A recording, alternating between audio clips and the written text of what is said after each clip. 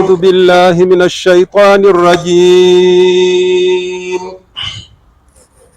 ولا تحسبن الله غافلا عما يعمل الظالمون إنما يؤخرهم ليوم تشخص فيه الأبصار مهطعين مقنعي رؤوسهم لا يرتد إليهم طرفهم وأفئدتهم هواء وأنذر الناس يوم يأتيهم العذاب فيقول الذين ظلموا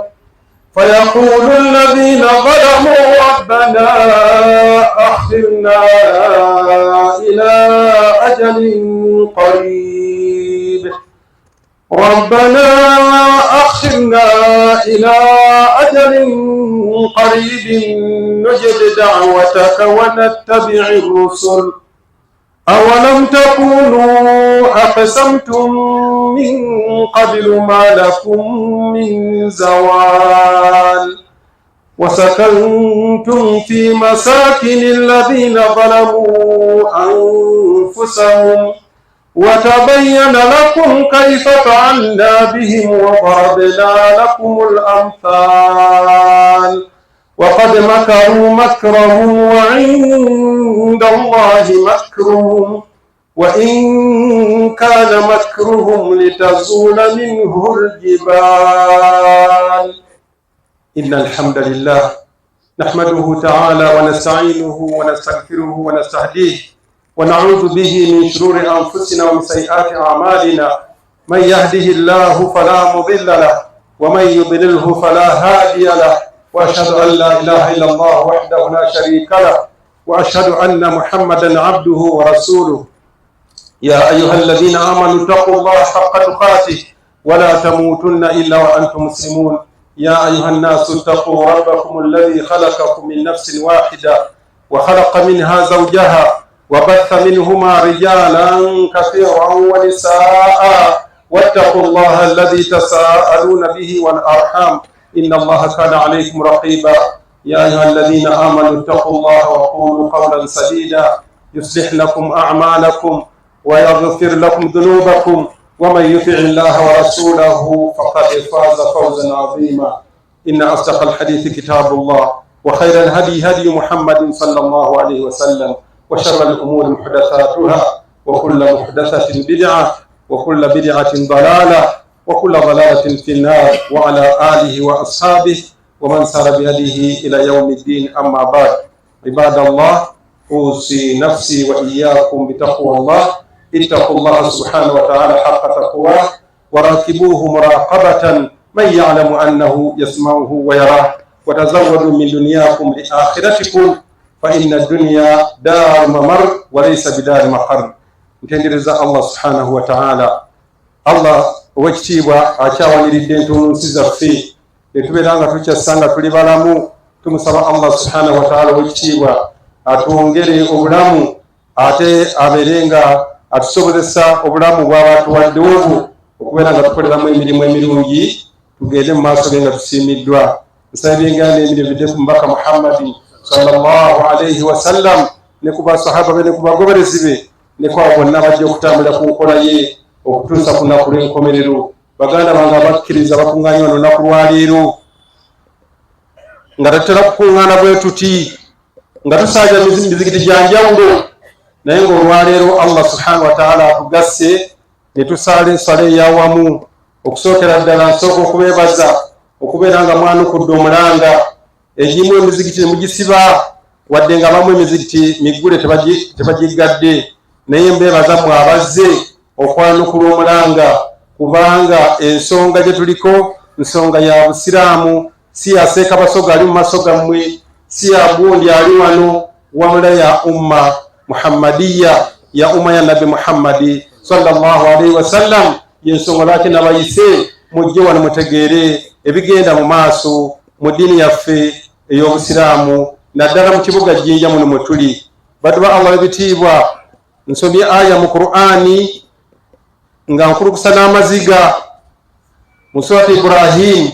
Allah subhanahu wa ta'ala atugambye nti wala tahsabanna Allaha ghafilan amma ya'malu adh-dhalimun, temulowoozanga mmwe abali ku nsi, temulowoozanga nti Allah subhanahu wa ta'ala mulagajjavu kwebyo ebiba bigenda mu maaso ku bulyazaamaanyi obukolebwa mu nsi. Allah si mulagajjavu aba bulaba abamanyi ekigenda mu maaso nti gundi alyazaamanyizza gundi ne gundi alyamanyiza gundi, eggwanga liryazaamanyizza eddala, omuntu alyamanyiza munne. Bulyazaamaanyi obwo Allah yasobola kututegeeza nti temusuubiranga nti Allah tabulaba, na buli yenna alyazaamanya munne akimanye nga nti Allah subhanahu wa ta'ala muzuukufu nnyo. Obulyazaamaanyi obwo abutegeera ate era abulikodinga, teri kimwekwekako mu nsi muno yadde ne mu ggulu. Ne bw'olyazaamanya ekiro, Allah ategeera ekiro ekyo mu nzikiza, mu matumbi budde amanya obulyazaamaanyi bwabaddewo ekiro, n'amanya obubeerawo emisana, n'amanya obulyazaamaanyi obubeerawo buli kiseera. Baddu ba Allah b'ebitiibwa, Allah subhanahu wa ta'ala n'atugamba nti innama yuakhiruhum liyawmin tashkhasu fihi al-absar. Allah abalindiriza ku nsi kuno abalyazaamaanyi, ne balowooza nti Allah tamanyi bulyazaamaanya bwabwe, naye abalindiriza akaseera, ekiseera kijja kutuuka abeere nga abakwatako. Baddu ba Allah b'ebitiibwa, Oweekitiibwa sallallahu alayhi wa sallam mu bintu bye yatwekesa mu nsi muno yagamba nti hadithi Jabir agamba nti ittaqu dhulma fa inna dhulma dhulumaatu yawma al-qiyama.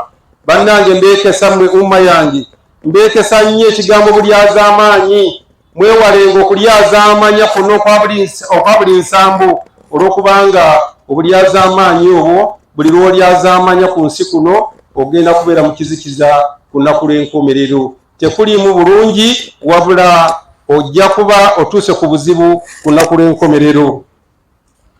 Nabbi sallallahu alayhi wa sallam mu hadithi endala n'atugamba, hadithi al-Qudusi, Allah ng'agamba nti ya ibadi inni harramtu dhulma ala nafsi waja'altuhu bainakum muharraman fala tadhalamu. Allah w'ekitiibwa atugamba nti bannange, baddu bange abali ku nsi, nze kennyini Allah wammwe neziyizaako obulyazaamaanyi. Allah talina gwalyazaamanya muno mu nsi, Allah talina gwalyazaamanya mu bitonde ebiri mu ggulu. N'olwekyo mbanga nze siri mulyazaamaanyi, nammwe abaana Adamu temugezanga kulyazaamanya. Allah n'abeeranga subhanahu wa ta'ala yatugaana ekigambo bulyazaamaanyi. Mu hadithi endala, hadithi Aisha radiyallahu anha, Oweekitiibwa sallallahu alayhi wa sallam atugamba nti man dhalama qayda shibrin min al-ardi, omuntu yenna ku nsi kuno bw'ageza n'alyazaamanya akantu konna akatono ennyo bwe kati, katundu butundu ku ttaka, n'aliryazaamanya munne. Singa omuntu alyazaamanya ettaka wadde katono nnyo kaaba alyazaamanyizza omuggo gumu oba aba fuuti emu oba kitundu kya fuuti, n'abeera nga agiryazaamanyizza munne, fawaqahu Allahu iyyahu yawma al-qiyamati min sab'i ardin. Omuntu oyo akatundu akaaba alyazaamanyiza munne, abantu twagala nnyo okulyazaamanya ettaka. Omuntu n'alima nga azza ewa munne, ogenda okulaba nga wayise omwaka nga awezezza efuuti 5 oba efuuti 10, ng'agenda bw'atyo nga bw'alima bw'ayongerayo. Naye Oweekitiibwa atugambye sallallahu alaihi wasallam nti omuntu oyo akimanye nti Allah Oweekitiibwa, omuntu oyo akola obulyazaamaanyi obwo agenda kubeera nga ettaka eryo balimutikka, abeere nga akkirira nalyo mu ttaka. Bagenda kutikka ettaka liwalyazaamanya, obeere nga okkirira mu ttaka, okkirira wansi sab'ina ardin, obeere nga okkirira ensi oba amadaala oba simayinza kukyogera, naye ogenda kubeera nga okkirira wansi n'ettaka lyo ly'olyazaamanyizza. N'olwekyo Allah subhanahu wa ta'ala yeeziyizaako obulyazaamaanyi, era ffe abaana Adamu yatugaana okulyazaamanya. N'obulyazaamanya obukyasinze obukulu mu nsi muno kwe kulyazaamanya Allah shiriki. Bw'okola shiriki, inna shirika la dhulmun adhim, bw'obanga okoze shiriki, Allah oba okoze obulyazaamanya obunene ku Allah, togezaako kulyazaamanya Allah subhanahu wa ta'ala. Obulyazaamanya ffe abaana Adamu bwalika bingi, bwe tuligenda tulyazaamanya bannaffe. Baddu ba Allah b'ebitiibwa, mbayise olunaku lwa leero okubategeeza obulyaza amaanyi obuli mu kibuga Jinja kyenkulembera nga Sebaka Maziga Merere Gennimu wamu n'abasiraamu abalala abakitegeera bangi tebakitegeera nti tuli mu bulyaza amaanyi bunene. Bannaye tulina ekigambo ekitibwa Kaburisitaani ttaka lya basiraamu gwe tuziika abasiraamu okuva ku mwaka gwa 1932. Emyaka egyo mingi nnyo nga we tuziika.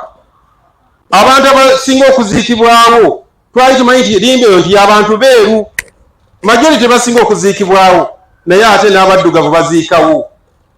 Bw'ebeera nga Madiina ewa Nabi Muhammad sallallahu alaihi wasallam eriyo Baqi'il Gharqad, eriyo limbo ya Nabi gyaziikamu basahaba bonna nga yabaziika mu kifo kimu. Buli sahaba yalina gyazaalwa. Abubakar baali bazaalibwa Makka, tebaddayo waabwe nga baziika ku bibanja byabwe, baabirina. Naye Nabbi n'aleeta enkola mu Busiraamu nga y'abasiraamu kubeera nga baziikibwa wamu, nga buli kibuga kirina okubeeramu limbo nga Madiina eriyo limbo ya Nabbi sallallahu alaihi wasallam eyaziikibwa mu basahaba bonna, eyali yakaziikibwamu omusajja akoze eddaawa mu Jinja muno emyaka n'emyaka gwe bayita Sharifu, gwe tuwakazaako Masigidi Sharifu wa Masigidi Jamia.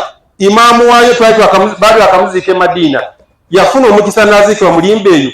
Omubaka gyateeka sallallahu alaihi wasallam nkireese kubalaga nti limbo tebeera kifondi kya kabira fulani oba ky'abantu fulani, wabula kibeera kifo ky'abasiraamu bonna.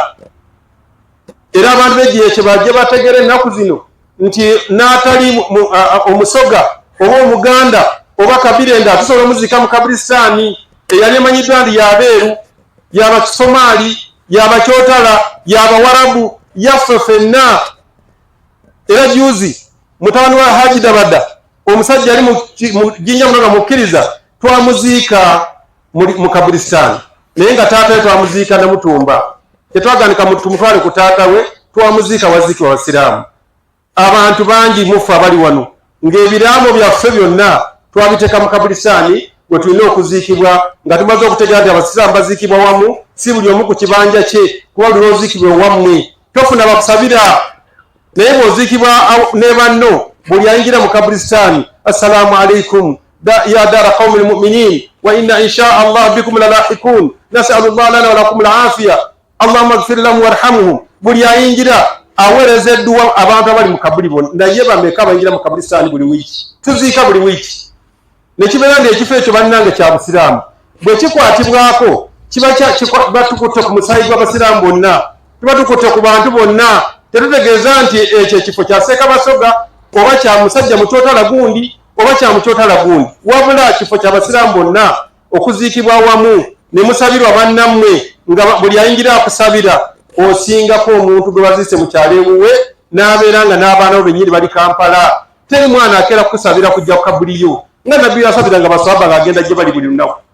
Tolina abantu bakulikumi bajja kukusabira, ojja kusigala wekka mu kyalo. Buli lw'obeera mu Kaburisitaani oba ofunye omukisa omunene badduwaaba ab'ebitiibwa. Limbe eyo yatandika mu 32. Limbe eyo n'ebeera nga wabweru waayo waliwo puloti okuva ku 31 mpaka ku 39. Ettaka eryo liriko obuzibu mu Jinja. Ettaka ne libeera nga abaatuwa ettaka lya Limbo eriko ni Muhammedan Cemetery, era bwetyo bwe kiri mu Land Commission ne mu Lands yonna kyekigambo kyosangayo. Naye nabategeeza nti Limbe eyo acres 2 ziriko ekyapa, acres 2 kyetwateekako kyapa, naye ne tulina omukisa gumu nti twasigala nga ffe tuziikawo ne libeera nga gwosanze awantu abaana yenna nnyini ettaka. Naye twagayaala emirembe gyonna tewabadde kyapa, n'olwaleero tewali. Bwe tukuŋŋaana bwe tuti muba mutegeera ebyama ebyo biriwo.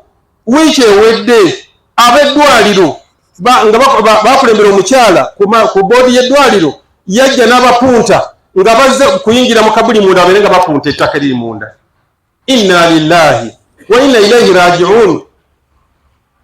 Abasiraamu ne bankubira seeka bano bazze tugamba temugeza kuggulawo oluvi. Abantu bazze kujjukira emundu weziri, bazze kuyingira mu Limbo munda babeere nga bapunta ettaka eriri munda. Naye nga Abasiraamu na imundu beebase tebamu ekiganda mu maaso. Naye nga bataata baffe bangi gye bali, mikwano gyaffe abaagala baffe bangi bali awo. abasomesa balusomesa Sheikh Abdul Khaliq Tariki twamuziika omwalimu ndomo n'abalala bangi ab'ebitiibwa abagagga mu jjinja muno bali omwo bonna naye nga bazze bakupunta ttaka eryo nali balibeere nga libagatta libatutte babeere nga balitwala abaffe tuneebaka paka ddi mbayita okubategeeza ensonga ezo mba mbayise lwa nsonga nkulu era mwe bali kwanukula mulango mutegere kigenda mu maaso tuveeyo tweyogereko ng'omubaka we yagamba sallallahu alaihi wasallam man raa minkum almunkara omuntu bw'alaba ng'ekitamwa falyughayyirhu biyadihi akigisewo omukono gwe bw'aba tasobola kukijjawo na mukono nga si yafuge awali munkari eyo fabilisaanihi tukozese olulimi y'ensonga gituko olwaleero luno okubakuŋŋaanya twogere ku nsonga eno eggwanga lyonna libeere nga gitegeera nti bannanga basiraamu b'ejjinja balyazaamaanyiziddwa ettaka lye twaliko okuva mu mwaka 32 ne tuziika mu kifo ekyo ekifo bannange bwe mugendayo saawa eno UPDF ekyebulungudde n'emmundu n'abazimba ba UPDF eriko kamanda asembayo ye President Museveni neeberako mutabani we CDF atwala amagye bonna mu ggwanga mwebali nga tuli kulyazaamanyizibwa eryazaamanya ekiko ekyo bannange ettaka eryo abantu baali tematema plots kubanga mu mwaka gwa 74 Idi Amin yali ajja okuziika mutano wa Kadi Sulaiman ne mukyala we abasiraamu baali bayita mu geeti eyo gye bali kunyaga olwaleero gye bagamba nsi wammwe muveeyo we twali tukozesa ekkubo naye bwe yajja okuziika ne bagamba President ajja kuyitawo nawali omuddo tuguyise eri ne bawummula FPC yakuba ekisenge ekyo ne tutandika okuyitaawo bannange ebiseera byagenda bwe twalaba mu 2007 nti abasajja batemyetemye ettaka n'abakyala baligabanye plots 12 bamaze okutematema ettaka bataddemu amayinja ne tubaga nti bannaye ettaka lyaffe naye mugende mulabe ekiriko bataddeko ne fensi Ssekakatege yatukunga nange ni mu bantu abajja mu kifo ekyo ng'atukowodde yatukoowola nga mubakowodde olwaleero ne tugenda ku kifo ekyo ne twekalakaasa n'amajambiya ne tujjamu amayinja g'abasaamu ne tujjako ne fensi gye baateekako 2007 Ssekati yakomawo omwaka ogwo nnyini n'awandiika ebbaluwa n'awandikira minisita Omar Atubo ye yali minisita Biden n'amugamba ettaka ly'obusiraamu lino twagala tuliweebwe mu mateeka kubanga enkola yaffe y'abasiraamu tuwangala ku bifo nga byaffe naye nga si byaffe mu lulimi olulala byaffe mu kubeerawo naye ate ebiwandiiko byali nga tubirina badde ba Allah b'ebitiibwa bwe tumala okwekalakaasa abantu abaali bannannyini puloti ezo nga bazitutte bayita mu ddwaliro so nga ate eddwaliro tetwalina lutalo nalyo eddwaliro lyalina ettaka lyalyo era emabega eri mujjukire eddwaliro lyalitandikira ddala ku Backs Road nga eddwaliro lisala ekkubo ne ligenda nga ku Victoria Primary School naye bajja balitunda mpalapala ng'eddwaliro eritunda ettaka lyali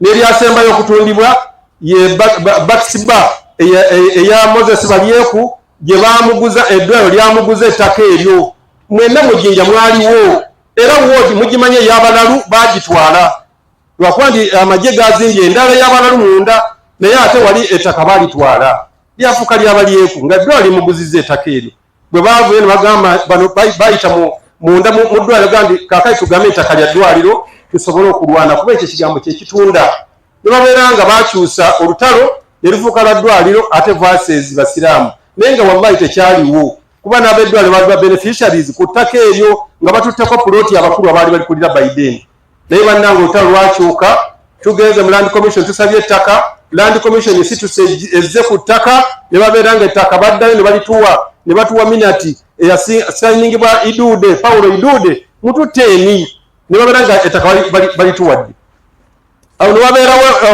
okwezinga mpaka mu 2015 ne baddamu ne batuwa minati endala ya confirmingibwa Beka Mugaino akyali mulamu olukiiko bajja ku ttaka mwalimu Owagage Ruth yafa mwalimu Janet Mukwaya akyali mulamu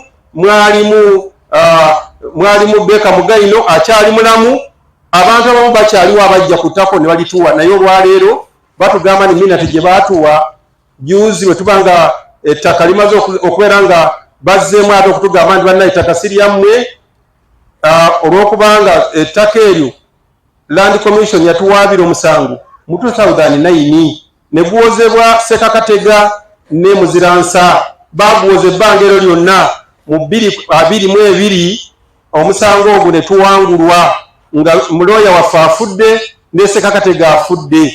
Olwo nno bwe tutandikira amaziga ge tulimu olwaleero abantu ababiri kasa baafa, omulamuzi n'alamunya nti ettaka lino si lyammwe lya Land Commission, naye yassaamu akagambo kamu nti user Jinja Referral Hospital ke katukaabye olwaleero nga Referral Hospital tebeerangako user nga teyekozesa ettaka eryo basiraamu balikozesa emyaka n'emyaka, so hospital tekozesa ttaka eryo emyaka egyo egy'emabega.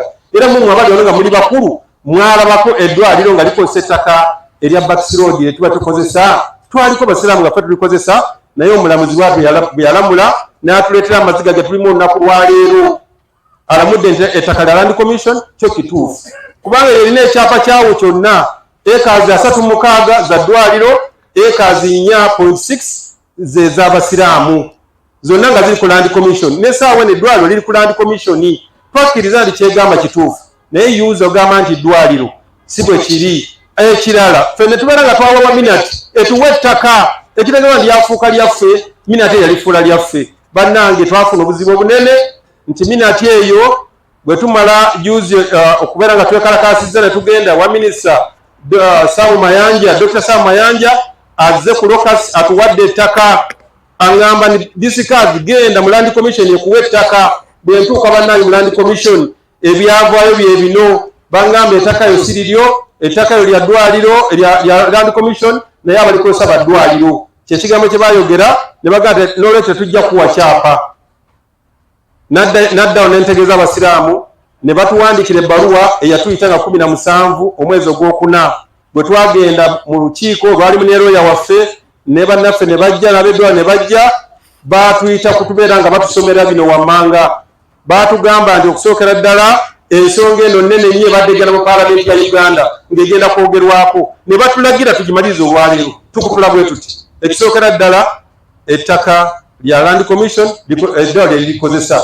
Ekyokubiri, Minati gye mulina ya Nasa Road nfu, temulina ttaka kubanga Minati yammwe nfu, bwe tuginoonya mu system teriimu, therefore temulina ttaka. N'olwekyo mugende mutegeeze Mufti wa Uganda nti ettaka lino si lyammwe.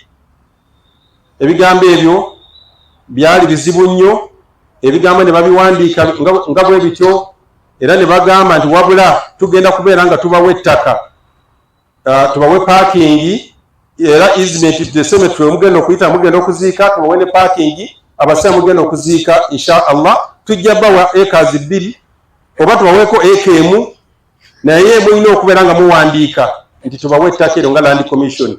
Erina ekyapa tugisabe, gye twasaba negandi Minati nfu tuddemu tugisabe.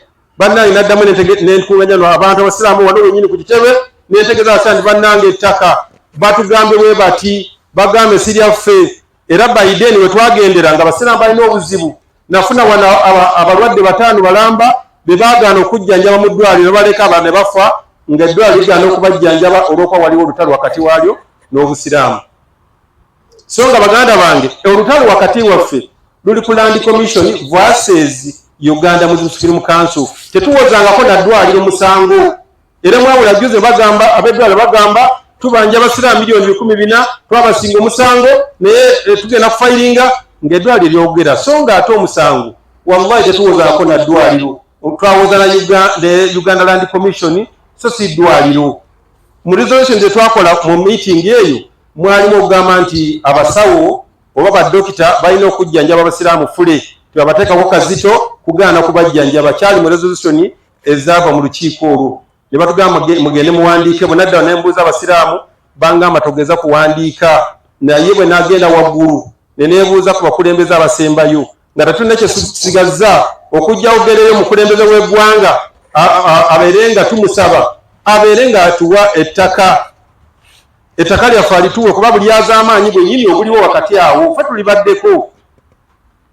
Mufti wa Uganda n'aŋŋamba kye tulina okukola bwe babanga ddala bakkiriza okutuwa ettaka nga bagenda kutuwa acres 2 tukkirize tubasabe ettaka. Katusala Land Commission yeyina ekyapa tuwandike ebbaluwa tusabe. Bannange mpandika ebbaluwa ennaku z'omwezi nga 6 omwezi ogwokutaano nengitwalayo e Kampala, naye okuva olwo naguno gujwa wallahi tetufunangayo ejaba oba ansa. Buli lwengendayo nti tujja we are coming, tofaayo ettaka tugenda bawa. Ne tugumiikiriza nenkuba amasimu nengendayo emirundi n'emirundi bannange ettaka twasigala nga tebalituwadde paka nesanga ate batugambye mugende muwandike tubawe ettaka. Minisita mwennyini yatuwa ettaka yaddamu n'awandika ebbaluwa ey'okubiri n'agamba nti win-win situation, abasiraamu bawe acres 2, eddwaliro litusigaze acres 2 wadde nga bali azaamanyiziddwa naye mubawe ettaka. Bannange paka n'olwaleero Land Commission tetuwanga ttaka.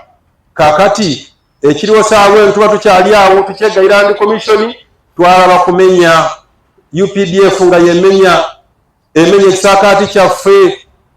UPDF tetandika okumenya ekisaakaati ne twakubirira enduulu. Bannanga bakulembeze bonna betugenzeemu tewali yatuyamba. Baabalaba mu kiseera ekyokukyusa RCC baradisi bali kubakyusa bano babajje mu ofiisi ate bebataddewo tebanayingira ofiisi. Kati nga tolinda gy'oddukira bw'okubira omukadde aganze banzigyeko, bw'okubira omupya agamba nsinawo kuyingira mu ofiisi. Tetutayambibwa, ekisaakaati ne kimenyebwa paka saawa eno twogerera wano okuzimba UPDF egenda mu maaso n'okuzimba mu kifo ky'obusiraamu. UPDF nkubira RPC, mukubira essimu, muganda wange batumenya, tukoze tutya? Nangamba kubira akulira amagye mu Gaddafi, nenkubira wa Gaddafi nangamba ngenda kikolako, nenkubira Mufti nga ndaba kigenda mu maaso, Mufti of Uganda n'abeeranga saawe yakubira akulira engineering brigade ezimba, n'amugamba ensonga ewedde. Era baalinga abavudde olunaku Mufti yakuba essimu baavaawo enkeera ne bakomawo ninga Mufti munnanga ate bazimba. N'agamba kanziremu nkuba essimu paka n'olwaleero okuzimba ne kugenda mu maaso nga bazimba ku kisaakaati kyaffe kwennyini nga tebalesewo wadde inchi emu wabula batadde ekisaakaati ku kisaakaati ate kiriba kimenye. Ne tubeera nga bannange abakulembeze tebatuyambye, twekubiridde enduulu. Omukulembeze omu yekka eyakavaayo n'ebbaluwa bamuyita Madam Fiona kuba twawandikira President ne tumunnyonnyola ebbaluwa lyagenda yali agenze eggulu nga twekubira enduulu bayimirize okuzimba okwo, naye olwokuba President yaliyo eyali mu ofiisi Madam Fiona era tumwebaza yeyeke yawandika ebbaluwa eyimiriza. Ebbaluwa n'engituusa mu maaso ga RCC ne mugamba waayo ebbaluwa yimiriza okuva mu ofiisi ya President yimiriza ekigenda mu maaso. N'angamba nti ebbaluwa eno wadde nga weeri naye judgment eno weeri, judgment y'amaanyi okusinga ebbaluwa evudde mu ofiisi ya President, therefore nze sijja kuyimiriza. N'abeera nga teyatuyamba paka olunaku lwaleero ne tukaaba amaziga paka saawa eno. Ekiriwo okuzimba kweyongera kugenda bugenzi mu maaso. UPDF nga yezimba emundu 8 tosobola kuyitayo. Baganda bange buli az'amaanyi obwo bw'amaanyi. Ettaka lye twalwanirira ne tugoba abantu abaali balibbye eddwaliro nga teryataasa, ffe ne tutaasa ne tubukeesa nga olwayo bagamba ne muviiremu awo abasiraamu tebalina ttaka. Obwenkanya obugaanyi Land Commission egaanye okutuwa ettaka lyaffe. Therefore bannange mbayise tubeere wamu. Bannange tubirongenge tuli wansi wa President Museveni tumuwanjagira abeere ng'ayingira mu nsonga eno, kubanga President Museveni yalambulako Kabulistaani. Mulimu abayimbi abaziikibwamu nga mikolo gye abeera ndani bajja naye wallahi bayita mu kkubo eryo lyennyini ne bayingira mu Kabulistaani ne President Museveni. Bw'abanga awo yayita nga batugamba saawa eno tetusobola kuyitawo, tetujja kukozesa kkubo eryo, President musaba aveeyo abeere ng'ataasa abasiraamu. Amaziga g'abantu bano bonna abakaaba nga tuli kukaaba, Kabulistaani nga bagitwala nga tulaba, batusaze ensawo nga ffenna tulaba, naye nga tetulina muntu asobola kutuyamba saawa eno. Tusaba obuyambi obwo President abeere ng'atutaasa. Aqulu qawli hadha wa astaghfirullaha al-azim li wa lakum wa lisaa'iril muslimina min kulli dhanbi والتائب من الذنب كمن لا ذنب له فاستغفروه انه هو الغفور الرحيم وهو البر الكريم.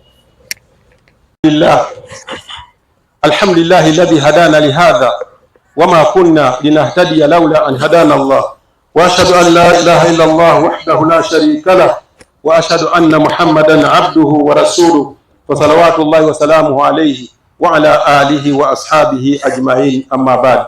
Badba Allah bebitibwa abakuŋŋaanya olunaku lwaleero, ensonga tukuŋŋaanyiza wano yakubeera nga twogera ku bulyaz'amaanyi. Kutuba ebadde yakulyaz'amaanyi ndi kubi, Allah yakuziyiza. Naye bannange obusiraamu tuli mu buzibu saawa eno mutamanyi. Kabulistaani tabbu yiyo bagitwala. Era bafuububidde okubeera nga mu ebbanga bwe tunamaliako omwezi guno nga tetulina tusobola kuyita. naye balinga batusindika nti tubeerenga tupaakinga mu luguudo tuzibe oluguudo lwa Clive Road nga tugenda okuziika lwanga kyebaagala kyetujja okukola ng'abasiraamu nga tugenda okuziika nga tubulookinga nga abantu bakozesa oluguudo olulala olwa police barracks okugenda e Kampala tupaakinge mu kkubo okulaga nti bannaye tuli basiimu kukigenda mu maaso. Land Commission nkyagikubira amasimu naye terina kyeyanukula ekyagamba nti weyakami ekyewuunyisa olunaku lwa bbalaza twakuŋŋana abasiraamu wano nga Land Commission yejja bwe yajja yagenda mu ddwaliro neetuula egamba mujje eno ne tugamba naye twagala tutuule WRCC tumalize ensonga zino bwe tuva WRCC tugende ku ttaka mutuwe nti wetuyita wano n'eddwaliro liyita wano. RCC bwe yava yaŋŋamba nti bannange abasajja tebazze abasajja mbakubira nga wayita olunaku banga ni Sheikh Basoga we came yesterday but you refused to respond, you didn't come, therefore we are arranging to come another day. Ebigambo bangamba nti twazze mu ddwaliro ne mugaana naye ate tugenda kujja olunaku olulala. Ekigambo ekyamalamu amaanyi nga banga ndi bazze ate tebazze ate tugenda kujja. Ebigambo ebyo byonna baganda bange byongera kumalamu basiraamu maanyi naye bannanga abasiraamu naffe tuli part and partial ku ggwanga lino, naffe tuli part and partial ku ggwanga lye tulimu, tetuli bagwira. Tuwangala tutya ng'omwana omujja na nnyina nga talina bunyiza waka ku byaffe ne tubeera nga batukola ebitakoleka. Wallahi akaana n'akatono weekati bassebo ne bannyabo ettaka ly'Ebugembe ng'ovuddeko Kabulistaani lyateekebwako ekyapa ng'ekyapa kiriko kya Uganda Muslim Supreme Council, naye Angela mukyala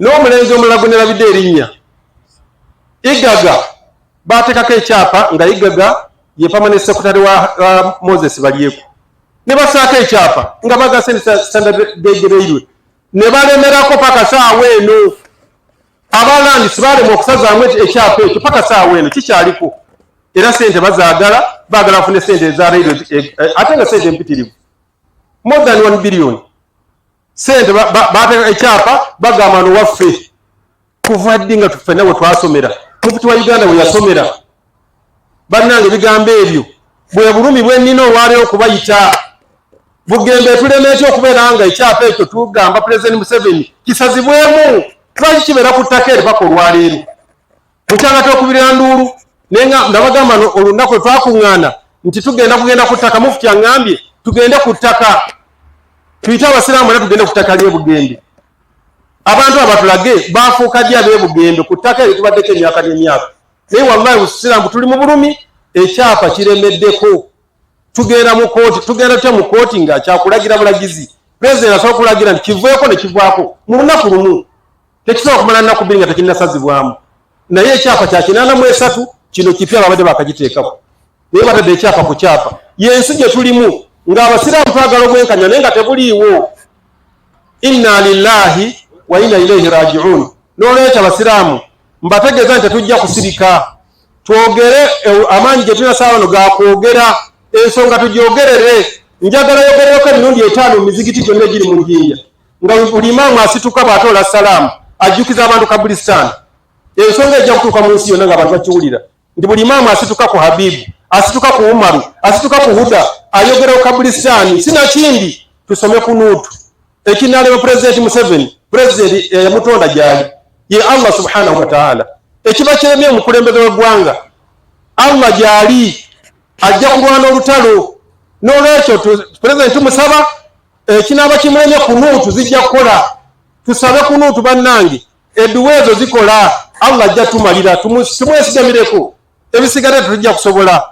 Bwe naaba tusinziza amaanyi ne President atufuddeeko tujja kubeera nga twesigamira ku Allah subhanahu wa ta'ala. Tusome ku Nuutu eza buli lunaku twogere ku nsonga buli wakutaano buli khatibu ajogereko buli muzigiti gwonna paka tunalaba makhraja. Bwe tunaabeera nga tufunye obwenkanya tujja kubeera nga tusirika nga nabbi bwe yasabira ba'usayya abaali abajje mu busiraamu. Nabbi yabasabira edduwa paka Allah liyabatuusaako ebibonerezo nabbi n'alyoka alekerawo okubeera nga abasabira.